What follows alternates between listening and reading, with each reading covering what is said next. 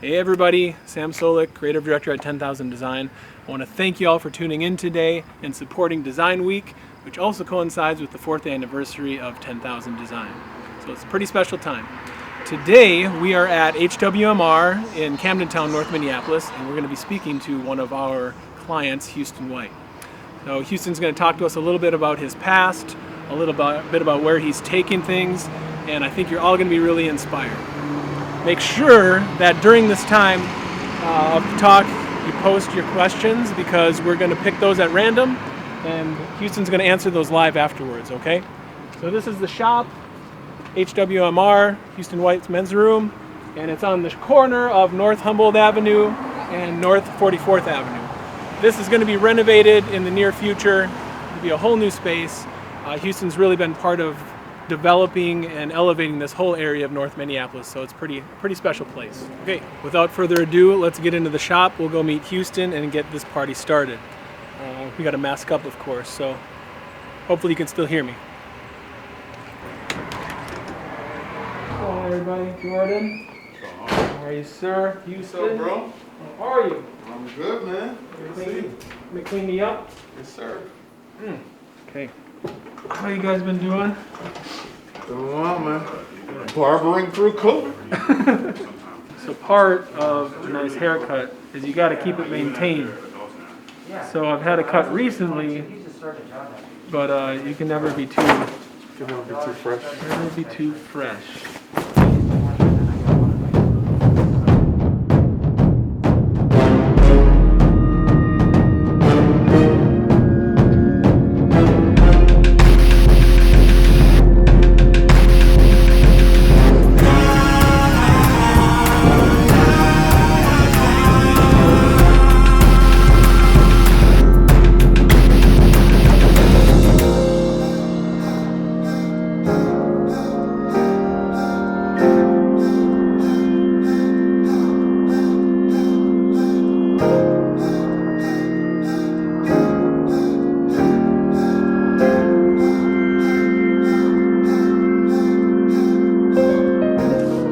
Houston, my man, I want to thank you for being a part of 10,000 Design Week.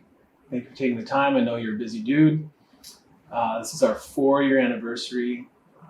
Not a special year in any way, but the fact that we made it this far is pretty cool. And we're really excited to have you as a client and also to sit down with you and just hear your thoughts on design as a whole and all the many ways that it comes to life. I think we met probably a year or so. And Cornell brought me in, introduced us. He's one of my designers on the team, and I knew he was working with you. And he's like, "You got to meet Houston White." And I was also looking for a barbershop at the time, so this like served dual purpose. And I've been bouncing around to different barbershops, and nothing was quite feeling right because I was always going in with my kid. And a lot of barbershops are not cool to have kids in. You know, there's a lot of stuff they get exposed to that you might not want them to at 10 years old. Yeah. But I trusted Cornell. We walked in here and it was cool from the second I walked in. Like, you guys invited me in. We talked for probably half hour plus just about design and race and current events, et cetera, your story. And I knew there was something special going on. Soon thereafter, we sparked up a business relationship, which was really cool. We're doing some great brand work together for you in the future of your business. And over the time, we became friends. Like, we're cool. Yes, and I just really appreciate your friendship, appreciate your leadership, appreciate your perspective on design. And that's really what we're here to talk about. Let's get into it. Let's do it. Okay. So to start out, can you talk to us a little bit about your upbringing, a little bit about your background? Something I always like to ask is like, what is your first memory of creativity or design and those influences in your life, whether it be graphic design, fashion, music, etc. Talk to us a little bit about that. Yeah, man. First and foremost, it's moved beyond a work relationship, more of a friendship. Anytime you send me emails at midnight And Sorry it's about that. no. That's what this is all about. I think the creative culture is just that. Whenever you're inspired, you just go. Doesn't matter what time it is. Yeah. So honored to be connected to you, man. Couldn't have a better creative director. The agency has been, like I said, I was talking to Ed, I believe, just, this team, Casey, Patrick, Cornell, Sabrina, Dustin, Hojo, the whole crew, right? John, I mean, everybody. It's moved beyond just the transactional nature of a business relationship and more of an investment in an idea. And so I'm honored to be a part and on this journey with y'all. So super Cool. dope. It's mutual. Yeah, man, it's super cool. But for me, design started in the South. I think my grandma was the first, my first real understanding of like what branding or what like putting your stamp on something was. She took these Spam cans, she 80, 100 grandkids and kids. And she would always tell them, I was wondering, why was she collecting these cans? She was super resourceful. Yeah. So I thought maybe she was just, I didn't know anything about like recycling. So I just figured maybe, I don't know, I was a kid. And then shortly thereafter, I saw her taking these cans, rinsing them, cleaning them up, letting them dry out. And then we went to some kind of fabric store, and she'd get these cushions that she'd insert, and she'd sew it all up. And then it'd be this beautiful thing that had pins in it, within like a couple hours. I'm like, you took a can and you made a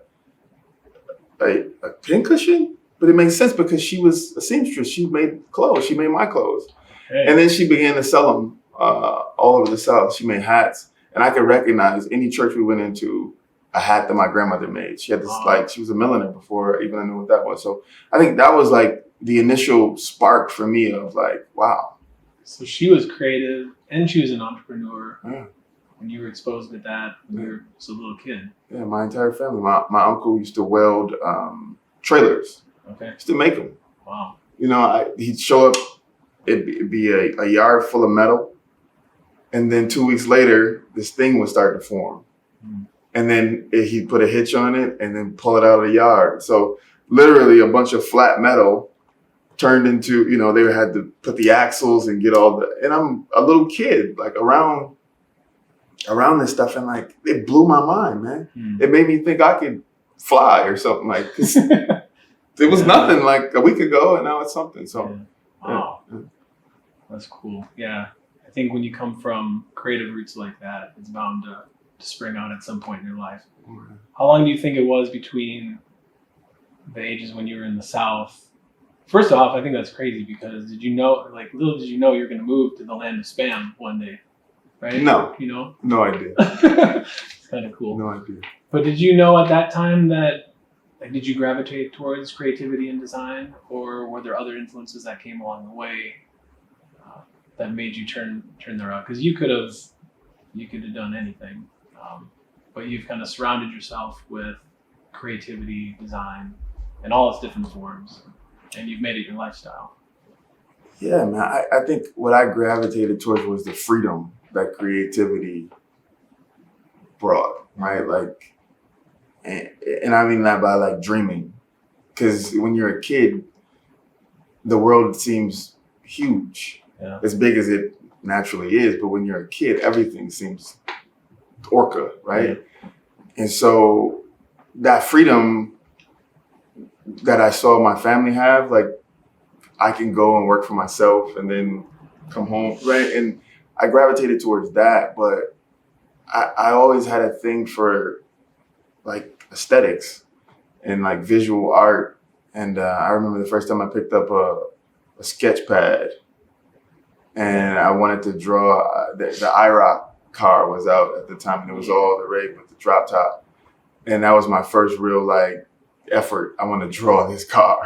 Mine was the Lamborghini, the Countach. Get out of here. From the 80s, yeah. I drew so many Lambos, it was crazy. The whole sketch pad was full of the IROCs and various versions, and you can see the progression, right? Like from the first one to the last one. So, yeah, man, I think when that light bulb just kind of or that spark turns into a flame, if it's really in you, it's something that never gets extinguished, and it just grows bigger as you age and become more greedy for, That's cool.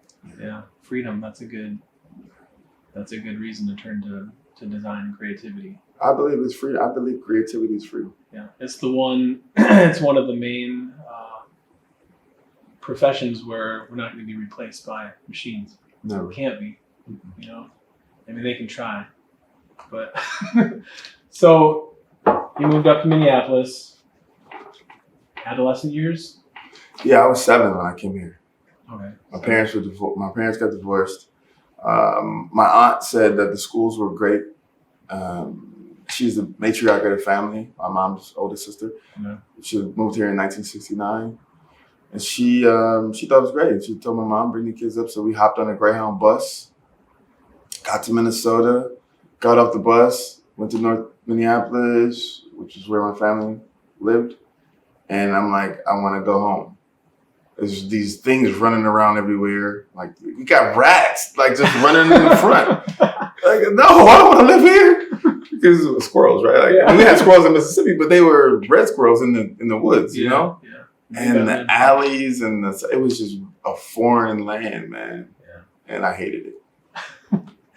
So can you talk a little bit about that time of growing up when, we all kind of hit that rebellious stage, that stage where we want to be free, do our own thing, not listen to our authorities. How did you make it through that time? And did design, did creativity, and that seed that was put in you at a young age, did that play a role getting you through that?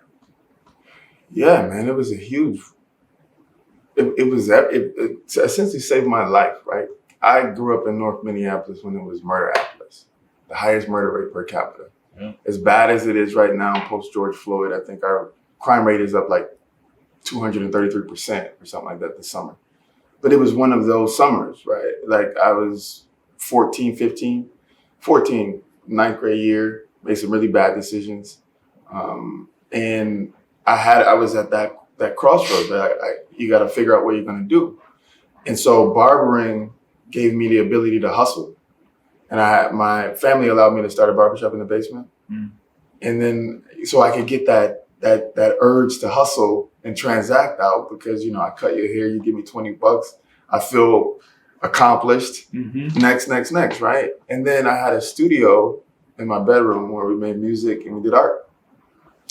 And I figured like, all right, I know a couple of things. People like what I'm wearing to school. How about I start making some stuff and see how it goes? And so I started screen printing T-shirts with Peyton Russell. We traded quid pro quo, a haircut for lessons. And did you guys go to high school together? No, he was an instructor. So he came in, Peyton's 10 years older than me, and he had gone to Chicago Institute of Art. And I was in the Arts and Communications program at North, which was really one of the only classes that I like to go to. But they wanted to expose us to people who were just like us, who had taken it to another level. So Peyton came in as a guest instructor, and we just bonded, and so he let me come to his studio, learn to screen print, made a couple designs, and boom, I started selling them in the halls of North, and I would sell out every day. I'm like, this was pretty cool. And then I added incense, chew sticks, body oils. Wow. And that's where that concept business in a backpack came from. And so my hustle just evolved to a legal hustle. I don't believe many young people, men, women, would necessarily be in illicit activity if they understood how to hustle legally. Yeah. If cheese was a thing that was easy to transact, we will be cheese dealers, right? Like, I don't think nobody really wants to be a drug dealer per se. There's nothing sexy about that, really. Yeah. It's just, I want to make money. And that becomes one of the easiest ways to Yeah. get paid in the streets. So you had to believe in yourself to do that. Yeah. That you could make a way for yourself. That you could pave your own creative path. Yeah. And so I assume like Peyton probably was one of those people that encouraged you and helped you to kind of believe in yourself and get your foot up on it. No doubt. Is there anybody else that you can point to as like main influences in those early years? I think the village as a whole, right? I'm a young kid that the village raised me. I mean, I had mentors who were attorneys, who were clergy, who just were upstanding dudes telling me like, do the right thing. You know, my aunt, who I saw get up every single morning and go to work, you know, before daylight. My mom, who I always say she masterfully curated my childhood. She didn't force me to do anything. She knew where she was trying to get me to go, and she allowed me just enough freedom to feel like I was doing it myself. Wow. But she was a master as I look back in terms of the way she chose to navigate my childhood. So you know, those are my heroes. It's village, you know, It takes a village. So so I can see that makes a lot of sense, because I think the way that I see you operating now, and like community is important to you. Yeah. Like, you're trying to change this whole Camden Town area, and even broader than that. I know this is like where you're planted, and so start here and expand out. But I see you as like a really good community builder, a great networker. I don't see you like in a bubble doing your own thing without the help of others, and vice versa. Sure. But you've taken it to a new level. Like you've got access to people in high places. Yeah, it's been. My mom always said when I was young, "Your gift's gonna make room for you." I told her when I was 7, I ain't never working for nobody, and I haven't. But she said to me, "Your gift's gonna make room for you," and I'm like, okay. The other part of that scripture is to bring you before great men, right? Yeah. And I think there's something about authenticity that just people gravitate to, no matter if they're a young kid lost in the street or a CEO. There's something about like you being yourself. Yeah. There's so much like fake shit in the ethos, and people feel like they gotta perform. And you know when it's real and it's not. And I think for me, it's just like this notion of how can we get to the core of like growth and being creative and being real. Because how does a guy like Jay-Z, right, become a consultant for Roger Goodell? Drop out from Brooklyn. It's a billionaire. It's something about the grittiness of the street, but coupled with what I call culture and capacity. You know, I am culture. I need capacity. So I need to meet the CEOs. I need to understand politics, because you can't move your ideas if you don't understand how to. You can't just sit there and scream at a bully pulpit. I hate you. I hate you. Okay. Well, we got to move some shit. So that means we got to have relationships. But staying true to who you are, staying grounded in your culture. Yeah. That's what the barbershop is to me. Like, no matter where I go in life, I'll always stay connected to the community, because there was a time in my life where I was building houses and became uber successful, and I just left. Like, I made it. And I realized it was just like, this is it. You know, like, you got a nice house, nice car, you go to fancy meals. Yeah. Is it? Yeah. You're gonna do this for the next 50, 60 years? Have kids, put them in private school, and then give a couple dollars, which is what I did. Yeah. I think a lot of people would say, yep, I'm going to do that for 50, 60 years. That's what I thought was making it. But then I realized there has to be something more, right? Yeah. And if any of those people along my journey would have decided not to be invested in me, or either been in proximity for me to, if I wouldn't have had Peyton, for instance, or if I wouldn't have had some of the mentors, if I wouldn't have had people spend time with me and challenge me, my journey could have been a lot different. So I almost feel like a sense of responsibility. And it just, you know, Mother Teresa, they asked the question, was she selfish? Yeah, she was. Because selfishly, she got a great feeling by doing good for other people. Yeah. you know. And for me, it's like when I see good things happen as a result of stuff I'm a part of, that's like dopamine. Mm-hmm. So that's your drive. That's what keeps you going. That's what keeps you moving forward, is your connections with other people. How do you make a greater impact?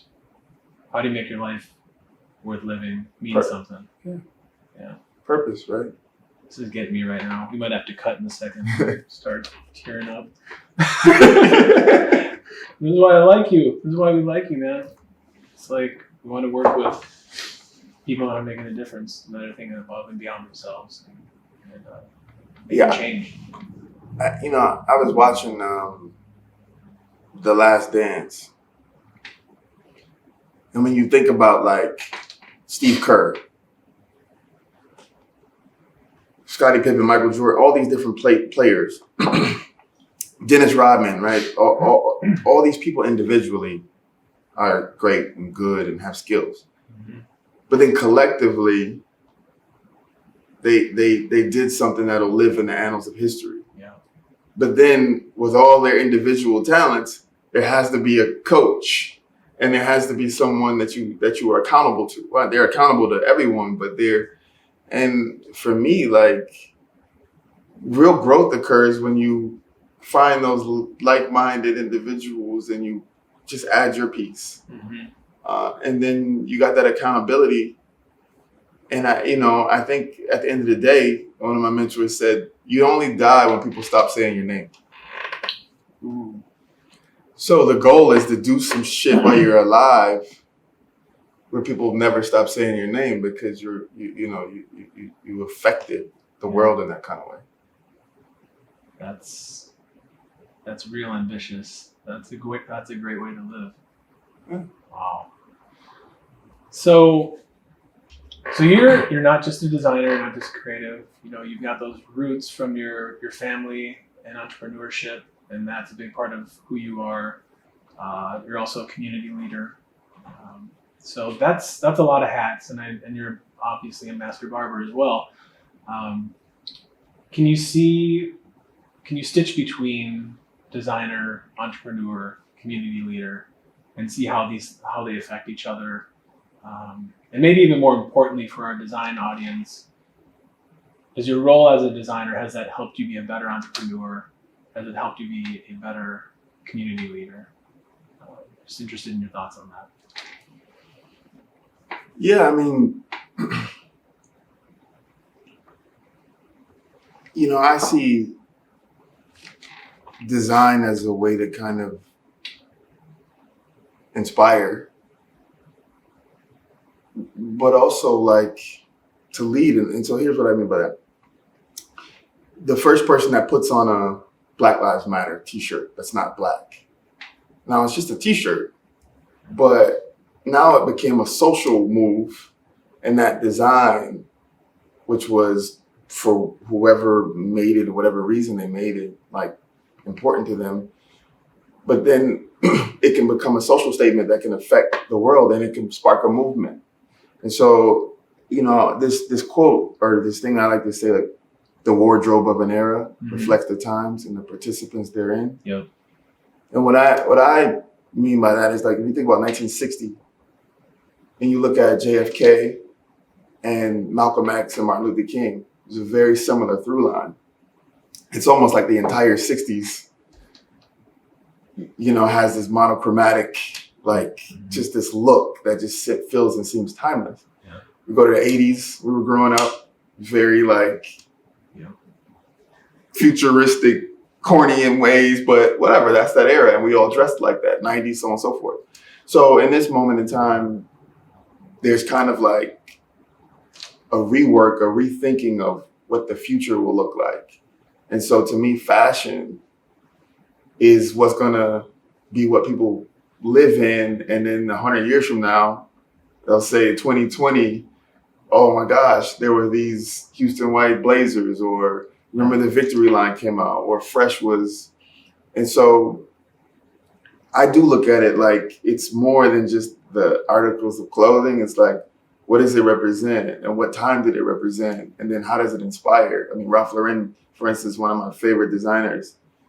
And when I read like his story, how he got started, right, it was out of necessity. Everybody was making polyester, and his wife was frustrated because the kids, I can't wash these shorts. They don't, and they had to. And so when you think about Ralph Lauren now, I think there's an association with this kind of like long lasting. The more you wash it, the better, right? It doesn't ever. And so that inspired me to think about, as a designer, I don't want to create things that are on trend. I want to create things that people wear and they're like, I'm one of those people, right? I'm, you know, the young guy that puts on a blazer for the first time. It's like, oh, this suit thing ain't so corny, right? Because I'm not going to make them with big shoulder pads, or it's not going to look like it looked in Nordstrom's window. It's going to be very specific to the culture, but elevated. And so it's got the power to transform the way you think about yourself, but also other people's perceptions of who you are. No doubt. And then we all need hobbies. We all need things and ways to relieve the tension. So for me, that's where the sport wear comes in. And there's not a lot of culture represented in tennis and golf. Right. So from a business standpoint, that's a position of need and strength. Yeah.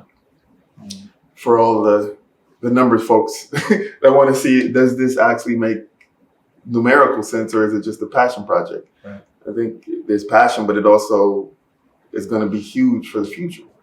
And then there's the part of us that's just like, fuck everything and everybody, and that's that fresh. You know, it's like you show up, you wear a big t-shirt. Things don't have to match. There's all kind of words written all over the place, but you can just show up and be authentically yourself. And then, like, within those integrated verticals, that the brand, I think, is integrated vertically, it sits atop a person and a place that's rooted in Black culture. And we're at this epicenter, this precipice of what is the world going to look like post-COVID, post-racial awakening. And I think we're kind of positioned to at least be thought leaders around that space, like the new world that emerges. The Houston White brand, I hope and I feel like it's going to be something important, and it'll live in the annals of history as one of those brands that, as the world turned, you know, it represents that space and time. You've talked to me a little bit about this in the past, but just as far as your role during these times, and I've always been really impressed because you take the standpoint of like, I'm not just going to talk, I'm going to do something. I'm not even going to just do something, I'm going to create something. And I'm going to inspire people with what I create and make change that way. Can you talk a little bit about that philosophy and kind of how that works? So my best friend's a lawyer, and I think I remember being in the car with him, and we went to a cemetery, and when we left there, I said, well, why did we go to the cemetery? He says, oh yeah, I'm doing a case, it has something to do with the cemetery, whatever. But he was constructing his opponent's case, like, I'm like, I was, 15, I thought that was like, that's kind of dope.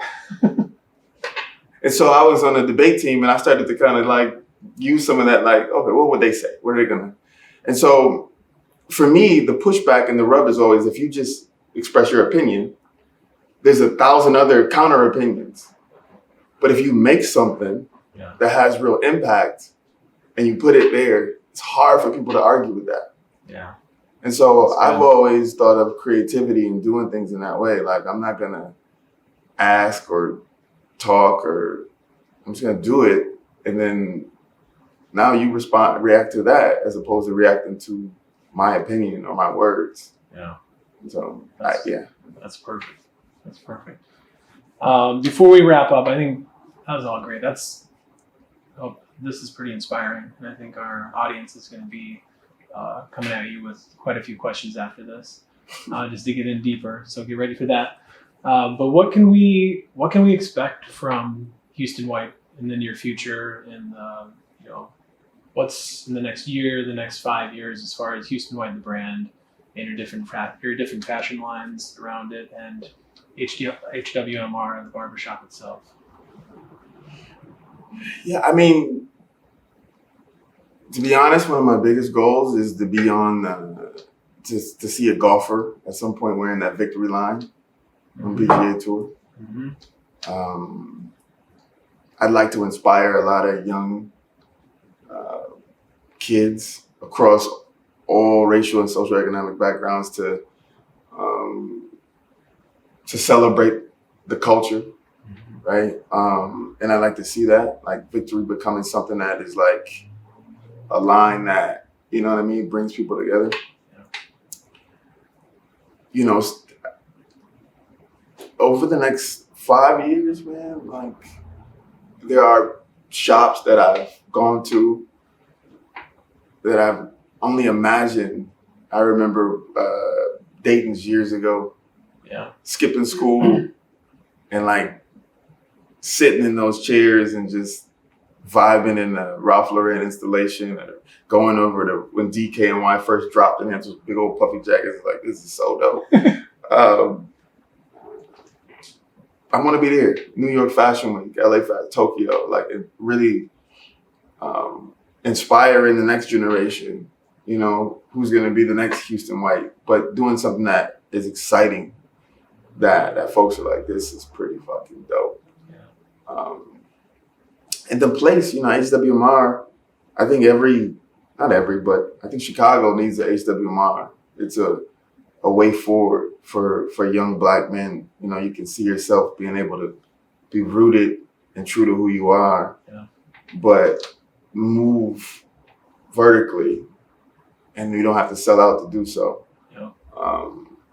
You're not going to change people's lived experience, right? The notion that to be at a table, you have to conform to it. That's what the white patriarchal kind of society says. You want to join us, you got to be like us. No. You do have to be excellent. You do have to be exceptional. You got to be on time. You got to be all right. But you can be yourself. And so that's what I'm hoping that the physical space of HWMR does. It levels the playing field. Because the barbershop is a Black man's country club. And if we can start to build some of these in various places, we can integrate culturally, but maintain a sense of freedom. And I think it's a win-win. So it's kind of my goals. So I got to ask one more question, kind of personal one. But I first walked in the door, and there's, you know, it can be intimidating walking into a Black barbershop as a white boy. And you guys accepted me with open arms, and we were kind of cool from the get-go, and I really appreciated that. And talk to me a little bit about your philosophy on race, and just, I know you work with people from all walks of life, all socio-economic backgrounds, race. How did that become a part of who you are? So my foundation was in Mississippi. So up until the age of, say, 5 years old, the police chief Black, mayor Black, the people who ran the businesses Black, the people who stole from me Black, the people I admired Black, right? My hero. So even though I was from Mississippi, which is one of the most segregated and racist places in America, Black people are 65% of the population-ish, right? And so it's the dominant culture. And so that was my foundation. So I didn't grow up with an inferiority complex. And so my best friend when I first came to Minnesota was a white boy named Seth. And my household was dope, and I loved it. We watched BET, we had pork chops, the culture, and I had all women in the house, and so it was just fun-filled, like, just I felt loved and nurtured. but we didn't do a whole lot of like camping or, you know, certain things. And so right across the street was another world. They were like real bohemian with it, you know, and you could tell Seth's parents were hippies from like California. It was growing all kind of shit out of the windows. And it was different over there, right? And so I used to be at Seth's house a lot, and we used to camp in the back. My mom like, sleep outside, like, but we camping in the back. And then Seth would come over to my house, and my uncle would be smoking Newports and drinking Mickeys, and this is the first time, right? So that was like, this is dope. We're different, but we're exposing each other to different worlds. Yeah. You get to be you, I get to be me, and we get to learn from each other. And so I think the foundation and the reality, like I've never felt inferior to anybody white. I don't feel superior to anybody either. I just feel like if I show up and I'm myself, I can hold my own, right? And so race to me is I look at the person, the individual, right? Like there are black people that I don't necessarily want to hang around. There are white people that I don't necessarily want to hang around. And the notion of white supremacy, the whole construct of systemic racism is like appalling to me. It's that I absolutely hate, but that's a system. It's not people. Yeah. The people who buy into that shit, I don't necessarily want to hang around. Yeah. And so I try to look at it from more of an individual, like one-to-one, as opposed to just like whiteness is bad or blackness is good. It's people. I love it. That's beautiful. Thanks, man. So I think that wraps us, but I want to thank you, Houston, for taking the time to really inspire us during a special week for us at 10,000, Design Week, 4-year anniversary. This was actually even better than I expected. So thank you, brother. Appreciate it. I'm honored, man. Yeah. I mean, the agency is pretty fucking dope, and I'm excited to be a part of it. Yeah. 2020 Mad Men. Yeah. The feeling's mutual. Feeling's mutual. So we are about to wrap here and open it up to Q&A from our audience out there. Hopefully you've all sent in your questions already via the chat. We're going to turn it over to Ed Bennett, who is the founder of 10,000. He's also our executive design director, and he is going to field questions that Houston will answer for y'all. So we thank you all for tuning in and hope this was as inspiring for you as it was for this guy. And now the Silver Fox. Oh man, that dude is hilarious. Dude, that was good. Thank you. That was good.